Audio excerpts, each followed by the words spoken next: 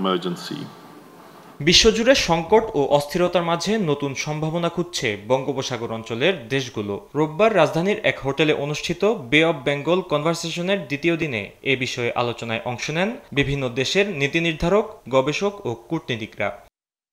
বঙ্গোপসাগরকে ঘিরে আঞ্চলিক বাণিজ্যের ব্যাপক সম্ভাবনা রয়েছে, তবে প্রতিবেশী দেশ থেকে নানা চ্যালেঞ্জও আসছে বলে উল্লেখ করেন বক্তারা। এছাড়া সমঝোতা ও পুনর্মিলন প্রক্রিয়া ছাড়া কোনো সংস্কার কার্যকর হবে না বলে সতর্ক করেন সার্বিয়ার সাবেক president. I started with the requirement to have a free elections in Bangladesh, which is very important for democracy and future of this country.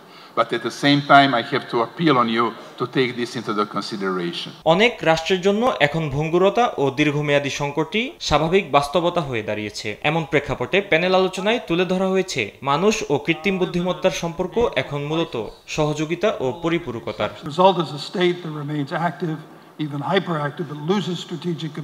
আলোচনায় প্রধান উপদেষ্টার বিশেষ সহকারী অধ্যাপক আলী রিয়াজ বলেন, কর্তৃত্ববাদীরা অর্থনৈতিক উন্নয়ন করলেও গণতন্ত্র ও মত প্রকাশের স্বাধীনতা নিশ্চিত করতে না পারায় দেশে গণঅভ্যুত্থান হয়েছে। The governments are using it for their own